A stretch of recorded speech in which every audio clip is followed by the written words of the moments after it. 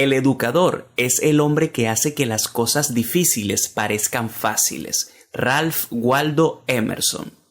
Saludos, mis queridos genios. Bienvenidos a otro video de Espiral Ciencias con su profesor Pedro González. Continuando con el curso de circuitos de corriente alterna, en este video se resolverá un ejercicio de circuitos de corriente alterna. Pero antes de comenzar, no olvides suscribirte, activar la campanita para recibir mis notificaciones, darle me gusta al video, seguirme por mis redes sociales donde me encontrarás como Espiral Ciencias y muy importante, no olvides dejar tu comentario, con lo cual estarás ayudando al canal a seguir ascendiendo en YouTube. Y ahora sí, comencemos. El enunciado del ejercicio dice lo siguiente. Dado el siguiente circuito de corriente alterna, calcular a. El fasor impedancia total del circuito en su forma polar. Las corrientes I, I1, I2 e I3 en su forma fasorial polar. Acá tenemos un circuito en el cual la corriente está siendo suministrada por una fuente de voltaje alterno y este circuito está conformado por varias ramas y varios componentes. Estos componentes son resistencias, inductores y un capacitor.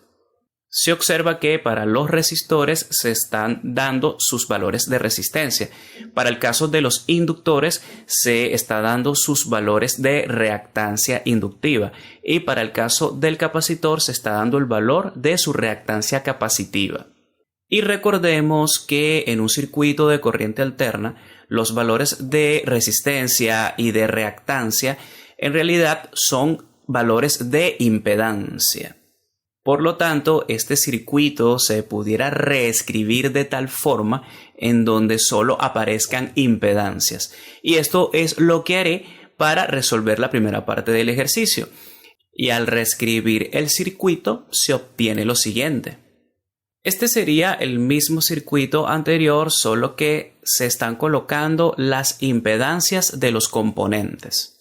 Y algo muy importante a resaltar en el caso de los inductores y del capacitor es que si se coloca el valor de impedancia, hay que recordar que en el caso de los inductores, las impedancias solo tienen una parte imaginaria, por lo tanto a cada valor de reactancia se le coloca la letra J para indicar que es la parte imaginaria de esa impedancia. Y para el caso del capacitor, este también para la impedancia tiene solo parte imaginaria pero negativa y por lo tanto se hace esta modificación, se le coloca la J y se le coloca signo negativo a su valor de reactancia, que es 9. En este nuevo circuito se observa que hay combinaciones de impedancia tanto en serie como en paralelo. Acá se observa que Z2 y ZL1 están en serie y lo mismo ocurre con estas tres impedancias. Y si se resolviera la suma de estas dos impedancias en serie y la suma de estas tres impedancias en serie, se obtendrían tres impedancias en paralelo. Y para calcular la impedancia total, comenzaré resolviendo la suma de estas dos impedancias. Recordemos que las impedancias se suman de la misma forma que se suman las resistencias. Es decir, dos impedancias en serie se sumarán igual que dos resistencias en serie. Sería una suma directa. La suma de estas dos impedancias será equivalente a una impedancia que se llamará Z2L1 y sería igual a sumar estas dos impedancias. Al sumarlas se obtiene lo siguiente. Z2L1 será igual a 3 ohm más 4 ohm J. Sería una impedancia que tiene tanto parte real como parte imaginaria. Y ahora sumo estas tres impedancias que están en serie. Y a la suma de estas tres impedancias, el resultado lo llamaré Z3L2C. Y al sumar estas tres impedancias que están en serie, se obtiene lo siguiente. Z3 vale 8, ZL2 vale 3 ohm y ZC vale menos 9 ohm. Y al sumar términos semejantes se obtiene lo siguiente. sería que Z3L2C es igual a 8 ohm menos 6 ohm J, una impedancia que tiene tanto parte real como parte imaginaria. Y este sería un fasor, al igual que esta cantidad acá obtenida sería un fasor, un número complejo. Y ya resuelta estas sumas, se reescribe el circuito de la siguiente forma. Y se observa que estas tres impedancias están en paralelo. Por lo tanto, los voltajes de estas impedancias serán igual al voltaje de la fuente a la cual están conectadas. Esto es importante tenerlo presente cuando se vayan a calcular las corrientes, ya que será muy útil saber esta información. Y ahora se sumarían estas tres impedancias para obtener la impedancia total del circuito. Las impedancias en paralelo se suman igual que las resistencias en paralelo. Entonces, sería el inverso de la impedancia total será igual a la suma de los inversos de estas impedancias. Y resolviendo esta operación obtendremos la impedancia total del circuito. Ahora procedo a realizar esta suma. Para resolver esta suma de impedancias tendría que aplicar mínimo común múltiplo y resolver la suma como una suma de fracciones. Si se aplicara mínimo común múltiplo y se aplicara este mínimo común múltiplo, esta suma de fracciones, se obtiene lo siguiente. Es una operación básica en la cual no voy a profundizar. Y luego de aplicar el mínimo común múltiplo, se puede invertir esta fracción y quedaría que la impedancia total es igual a esta expresión. Por lo tanto, tendríamos que efectuar la multiplicación acá en el numerador de estas impedancias y en el denominador tenemos una suma en donde hay multiplicaciones. Como ya se tienen todas estas impedancias, las voy a sustituir. Estos serían los valores de impedancia obtenidos. Y ahora se sustituyen estos valores de impedancia en esta expresión. Y al hacerlo se obtiene lo siguiente. Arriba queda una multiplicación de fasores, es decir, una multiplicación de números complejos. Y en el denominador queda lo mismo. Una multiplicación de números complejos, multiplicaciones que están combinadas con sumas. Luego se van resolviendo las operaciones y simplificando, y en el numerador, luego de multiplicar estos números complejos y simplificar, se obtiene lo siguiente. Y en el denominador se va resolviendo las operaciones y se va simplificando. Y esto sería lo primero que se obtiene luego de ir rompiendo paréntesis y simplificando. Muy importante, si tienen dudas de cómo operar con números complejos, por acá arriba les estaré dejando el link de un video en donde se desarrollan diversas operaciones con números complejos y así podrán comprender estas simplificaciones. Luego, simplificando el denominador, se obtiene lo siguiente. Y esta expresión se puede simplificar ya que todos estos números tienen mitad. Entonces, al dividir tanto el numerador como el denominador entre 2, se obtiene lo siguiente. Y esta sería la primera expresión para la impedancia total, una división de números complejos, pero yo debo eliminar este número complejo que está en el denominador y Z, la impedancia, debería ser directamente un número complejo en el cual no haya parte imaginaria en el denominador. Por lo tanto, voy a eliminar esta parte imaginaria del denominador. ¿De qué forma lo hago? Voy a aplicar la conjugada, voy a multiplicar la conjugada tanto arriba como abajo en esta fracción. ¿Qué sería la conjugada? La conjugada sería el número complejo que está en el denominador, pero con el signo del segundo término cambiado. Entonces esa conjugada la voy a multiplicar tanto arriba como abajo y voy a desarrollar estas operaciones algebraicas. Arriba resuelvo la multiplicación de estos dos factores. Aquí habría que multiplicar 240 por 79 y se obtiene esta cantidad. 240 por 3j y se obtiene esta cantidad. Y lo mismo con 70j, se multiplica por 79 y por 3j. Acá se puede observar que cuando se multiplica j por j, el resultado es j al cuadrado, que eso sería menos 1. Esto es una de las equivalencias para números imaginarios. Un número imaginario, o mejor dicho, la unidad imaginaria, que es j elevada al cuadrado, da como resultado menos 1. Y luego en el denominador observamos que tenemos una diferencia de cuadrados, o una resta por la suma, o suma por su diferencia. También se suele encontrar en muchos libros.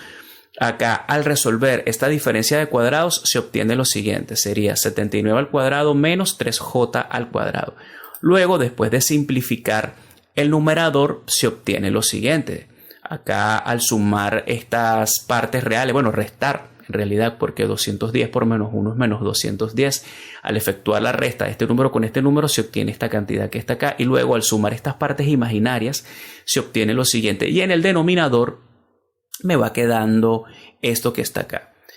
6.241 menos 9 por menos 1. Luego, simplificando, se obtiene lo siguiente. Y esto se puede separar de la siguiente forma. Cada una de estas cantidades se dividen entre 6.250. Sencillamente convierto esto en una suma de fracciones. Y al efectuar las simplificaciones, se obtiene lo siguiente. Z total es igual a 3 más J. Y esta sería la expresión de la impedancia total, pero está en su forma binómica. Y recordemos que en el ejercicio me lo piden en la forma fasorial polar. Por lo tanto, debo transformar esta expresión que está en su forma binómica, debo transformarla a su forma polar. Y para transformar un número complejo o un fasor que está en su forma binómica a su forma polar, se necesita conocer el módulo de este número complejo y su fase, lo cual voy a calcular a continuación. ¿A qué sería igual el módulo de esta impedancia total que está en forma binómica? Sería igual a la raíz de la suma de su parte real al cuadrado más su parte imaginaria al cuadrado. Acá la j no tiene ningún número multiplicando, pero se sobreentiende que está el número 1, que sería este número 1 que está acá elevado al cuadrado. Luego, después de desarrollar estas operaciones algebraicas, se obtiene que el módulo de la impedancia total es igual a 3,162 ohm. Y luego se calcula la fase, que la fase de un número complejo es igual a largo tangente de la parte imaginaria entre la parte real. Y al resolver esta operación algebraica se obtiene que la fase es 18,435 grados.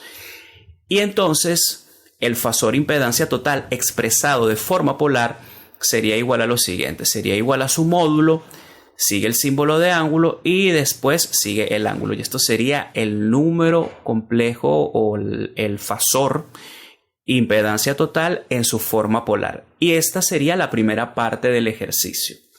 Y ahora se calculan los fasores corrientes solicitados en el ejercicio.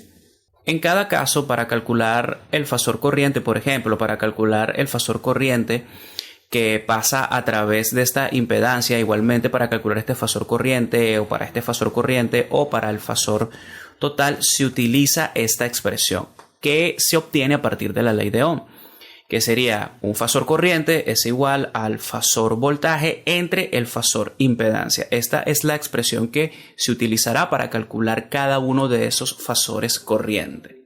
Y para resolver este apartado del ejercicio es importante recordar que como estas impedancias están en paralelo, los voltajes de esas impedancias serán directamente igual al voltaje de la fuente, que es 200 voltios. Y entonces, ¿cómo sería la expresión para cada corriente? Para la corriente total o para la corriente que sale de la fuente directamente, su valor sería igual al voltaje de la fuente entre la impedancia total. La corriente 1 sería igual al voltaje 1 entre Z1, la corriente 2 sería el voltaje 2L1. El 2L1 hace referencia a esta impedancia que está aquí. Recordemos que la corriente 2 está atravesando esta impedancia.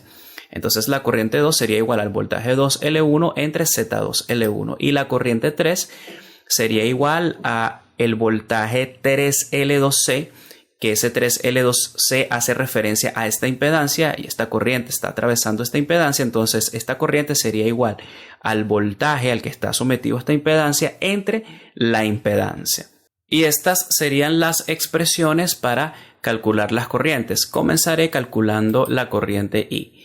La corriente I es igual al voltaje de la fuente entre la impedancia total. Acá tenemos el valor de la impedancia total, que fue lo que se calculó en la primera parte del ejercicio. Y aquí tenemos el voltaje de la fuente. Al sustituir estas expresiones que están en su forma polar, al sustituirlas en esta fracción se obtendría lo siguiente. Y esta es una división de números complejos en su forma polar. Acá se divide el 300 entre 3,162 y se obtiene 63,251. Y los grados se restan. Cuando se dividen números complejos o fasores en su forma polar, los grados se restan. Entonces, si a 0 le resto 18,435, se obtiene un número negativo. Y esto sería el fasor corriente que sale de la fuente o el fasor corriente de la fuente en su forma polar. Muy importante mencionar que para calcular los otros valores de corriente será necesario que las impedancias estén en su forma polar. De esta forma se obtendrá directamente el valor de las corrientes en su forma polar. Y ahora calculo la corriente I1. La corriente I1 sería igual a este cociente.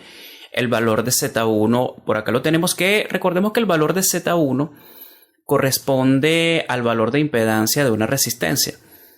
Y este sería el valor de esa resistencia, que es 10 ohm. Y las resistencias son tomadas como números complejos, ellas solo tienen parte real. Y cuando un número complejo solo tiene parte real, su expresión polar sería la siguiente. Esto sería el valor de esa parte real de ese número complejo y el ángulo correspondiente sería 0 grados. O sea, esta sería la fase de ese número complejo. Y al sustituir este valor de impedancia junto con el valor del voltaje para esa impedancia, se obtiene lo siguiente. Recordemos que el valor del voltaje para esta impedancia es directamente el valor de la fuente, ya que estas tres impedancias están en paralelo conectadas a la fuente. Luego se efectúa esta división y esto sería 200 entre 10, eso sería 20. Y si se restan los ángulos, 0 menos 0 sería 0. Entonces este sería el fasor corriente 1 expresado en su forma polar. Y ahora procedo a calcular la corriente 2. Y esta sería la expresión para calcular la corriente 2.